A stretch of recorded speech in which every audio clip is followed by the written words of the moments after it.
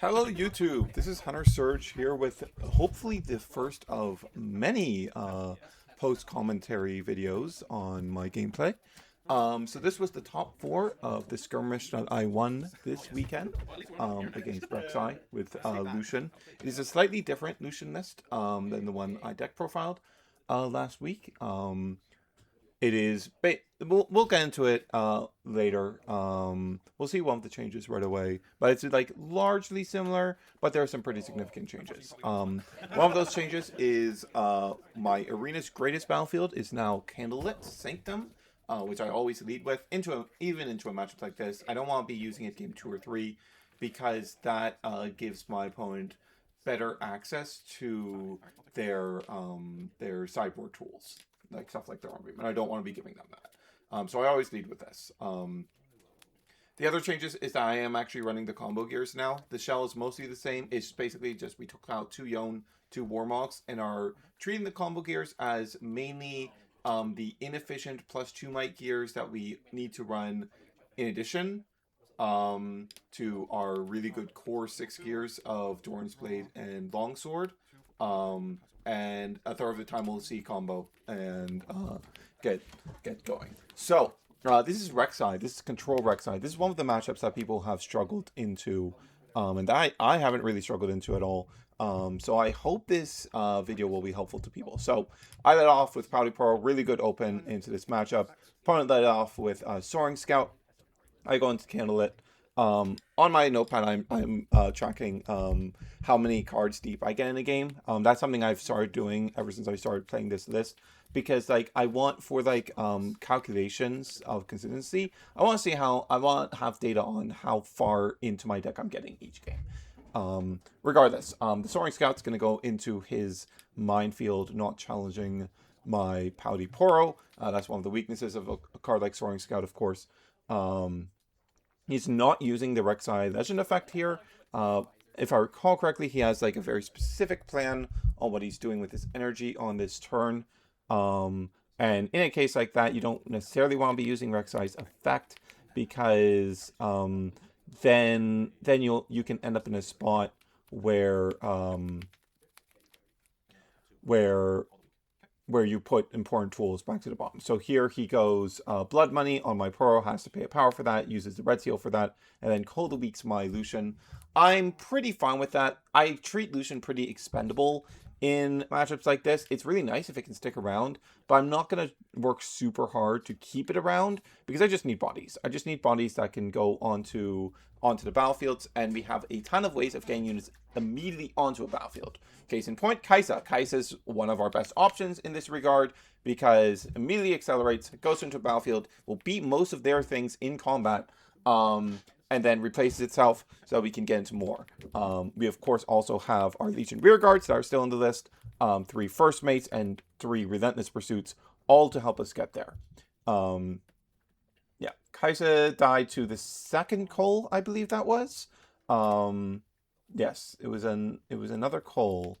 2 Coles out this early is really, really nice, because it makes it way easier for our Ruin Runner to be safe. We run out another Kai'Sa. Again, we're just like trying to like force out their high quality removal, like Hidden Blades, if we can, and if not, we're just scoring points turn after turn so we can get ourselves in range of a big finish.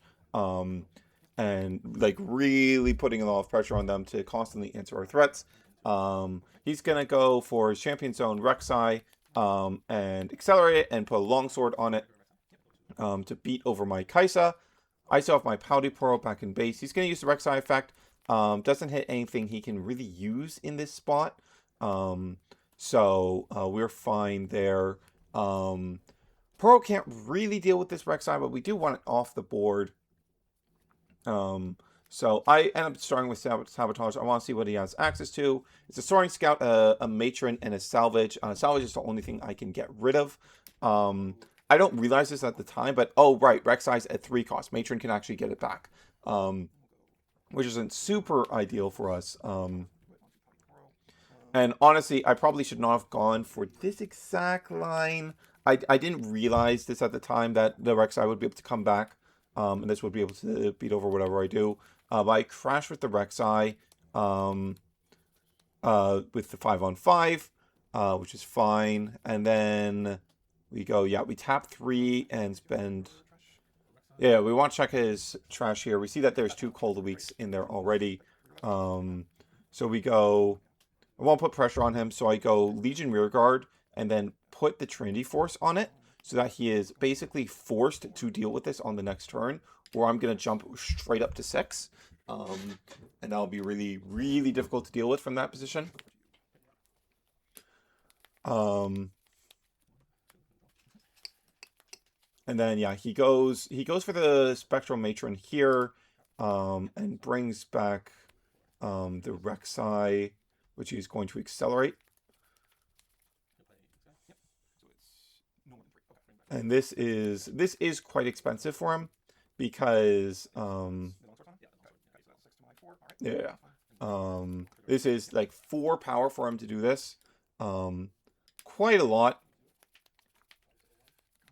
And I believe he just develops some board here, if I recall correctly. Yeah, he uses the Rek'sai effect. Gets the Cold of Week goes to the bottom. That's really, really big. We have Rune Runner in our hand right now. 2 Cold of Weeks out, and the 3rd Cold of Week going to the bottom means we don't have any need to have an extra body on the board for Rune Runner to be safe. Rune Runner is just completely... He can't deal with it with his removal anymore. It's just completely safe. We have Trinity Force established already. We'll let him hold here, but next turn we're going to be able to go in with Rune Runner, have the Trinity Force on him, and be like, you have to beat this in normal combat now. If you do not do that, you are in a quite bad position. He puts the Honest Broker to the battlefield. Not entirely sure why he does this. This actually makes his position on this turn much, much worse. Because on this turn, now that I have the Rune Runner established and I have 8 runes to work with, I'm gonna fire off a Piercing Light. I'm just thinking about what exactly I want to target in the base with the Piercing Light. Where we go Piercing Light for 4, we take out both units on battlefield, and then we apply the 4 damage to base to the Matron to clear that as well. So we go 3 for 1. Incredibly good exchange here. And then we go Doran's Blade, equip both the Doran's Blade and the Trinity Force to the Rune Runner, go into the Candlelit. And now we're threatening to hold to 7. And if we have a way to get over to the other battlefield, we're threatening to win on our very next turn. And we went down to 4 for that. But we don't really care how low we go. As I recall, I have Punch First and First Mate in this hand. So I have both Punch First and First Mate in this hand. Yeah, he's gonna go in there, use the Rek'sai effect, get the Phoenix off that. He can accelerate it using Rek'sai.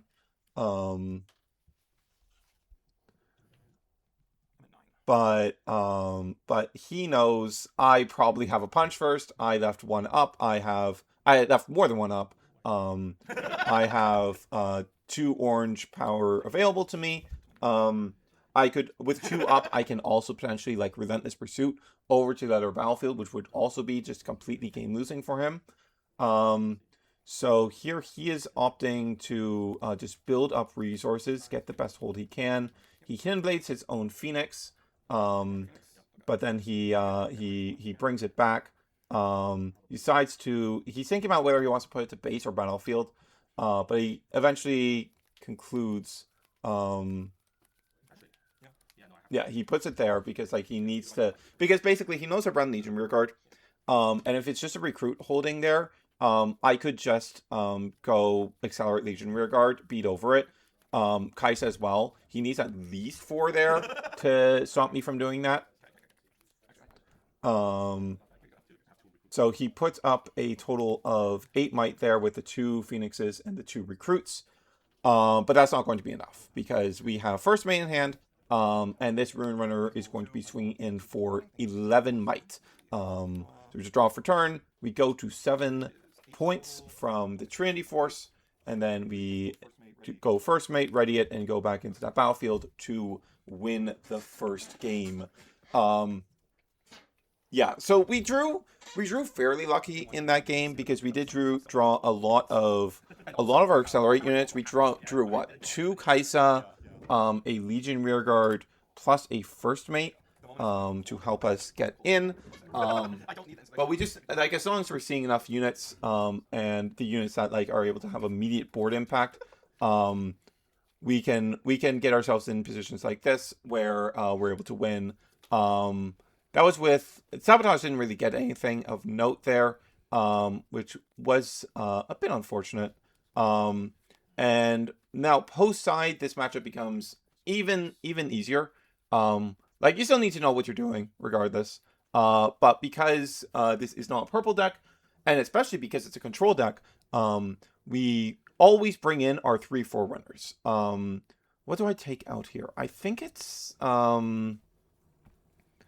I know we take out 2 Skyfalls here, because the combo doesn't matter here. The combo can win us games, but it's not really what I want to be gunning for in this matchup. I just want to have more bodies in my deck. I just want to focus on the Forerunners. We don't really need a ton of gears for this matchup. The stuff in the Rek'sai deck is small enough that at best we need to see 1 equipment over the course of the entire game to be able to read over their stuff whenever we want. So we really just need to bring in the 3 Forerunners. We take out the Skyfalls. That gives us more bodies overall. I can't remember what the 3rd card I take out is. It might be a Punch First. Could also be yeah, I don't know. I don't remember what it is. I don't remember what the 3rd card was. Might have been a challenge. Would that be a bit? Maybe. I don't know. That one's a bit weird. But I don't quite remember what the 3rd takeout was. Or regardless, I know we take out the 2 Skyfall here. I remember that very clearly. And like with 6 copies between Forerunner and Rune Runner, we are very likely to hit one of them. And in most games, we will hit multiple. And if you start putting out a constant flow of those 2 cards, it's basically impossible for these decks to win. Especially if you're able to, like, the ideal is you go Forerunner first, and then after Forerunner you go Rune Runner, because then it becomes very difficult for them to ever call the weak the Rune Runner. Yeah. So here he doesn't have the cold to take on my Lucian before I can swing in with it. He just goes Forge. He doesn't use the Rek'sai effect because he has a specific plan here. He's gonna Longsword here, and cause a crash here. You want to hold up the Longsword. We were completely fine with that crash. As I've said, I treat Lucian as fairly expendable in this matchup, and I have the Poro plus first mate, so that I can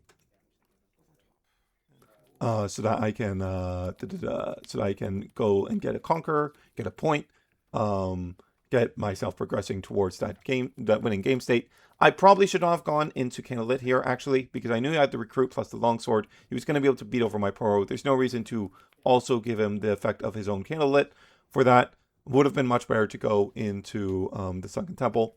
Also, in general, because it's yellow and they have like stuff like Salvage, we saw Zon Punk in the deck in Game 1 as well. We don't want to actually use our gears, play out our gears, until we actually need them. We want to make those cards as dead as possible for as long as possible, and minimize the value that they're able to get out of them. And ideally, we see like multiple gears over the course of the game. That will happen most games. So we just go first mate into the other battlefield. We don't want to crash in. We want to establish our Forerunner on a battlefield right away, because that's going to be a hard battlefield for him to crack. And it does not feel good at all to like Hidden Blade the Forerunner. That'll feel very, very bad for him if he has to do that. And doing it this way also means that he won't be able to get a Rek'sai trigger on this turn unless he goes all the way in to crack this Forerunner. Probably the best way would have been like Hidden Blade, and then you could accelerate Rek'Sai or send in Minotaur. But then the tokens just win on the crackback.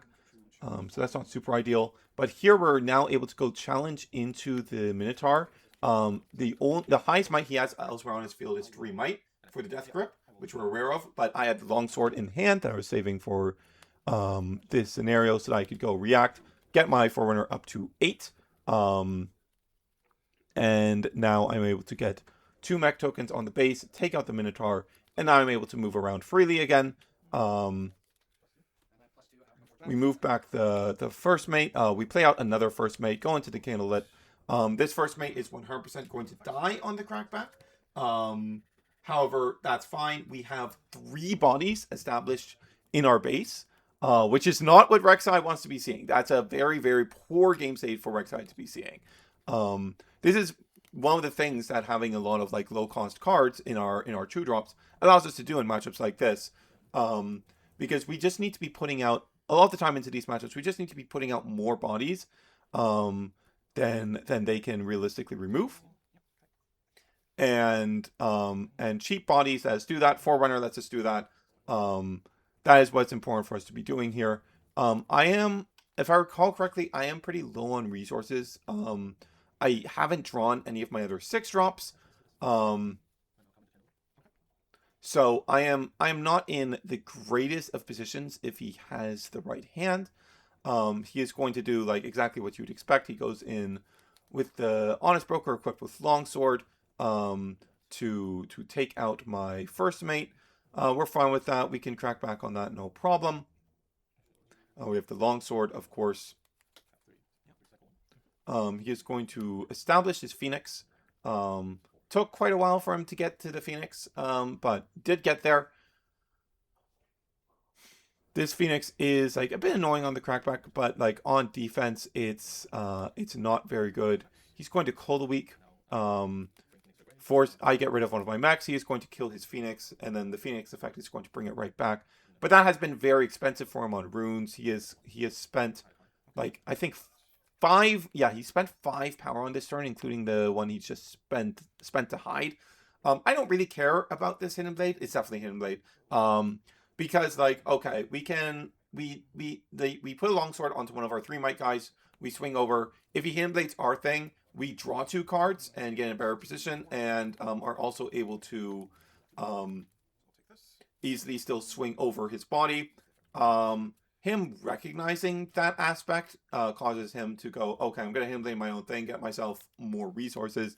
I think it still might have been correct to Hidden Blade my guy, but like it's not a really high value card, and you're still losing that battlefield regardless. But here we are now going to go Accelerate Kaisa, go into the other battlefield. We don't get the draw of Sunken, but we get the draw of Kaisa, and we have 3 left. So I believe here we're going to go into the first mate. Yeah, we saw all 3 first mate this game, which is a bit lucky. But we also didn't see any Relentless Pursuit for what it's worth. So we just Kaisa back to base.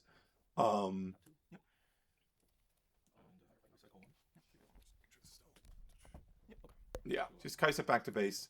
So now we have 3 units back in base again, which is again difficult for him to prepare for, right? That is a lot of different bodies. Salvage is able to get rid of my longsword, but if I recall correctly, by this point I've drawn a Doran's Blade as well. No, actually I hadn't seen the Doran's Blade yet. Yeah, that was my only equip. So that was one of the things I was worried about in this game state, is that I'd only seen 1 equip. I knew he was on gear removal. So if I just don't see another equip, I might have trouble breaking how we need to. However, actually, I do believe the 2 cards in my hand right now are a Kaisa and a Legion Rearguard. So like looking at how he's ended up spinning his runes here, I know I don't really have to worry about anything more coming down on this board. Yeah, so he's going to equip Longsword to Rek'Sai, try to hold up both bases. This might have been incorrect, but also probably... No, it's probably... No, if he if he didn't do it this way, I think I can't.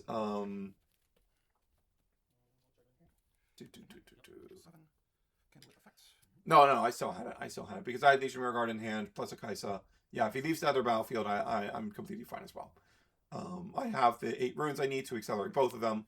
So yeah, even if he tries to hold up one battlefield, it's not going to work out. Doesn't have the runes to threaten me. So we go Kaisa.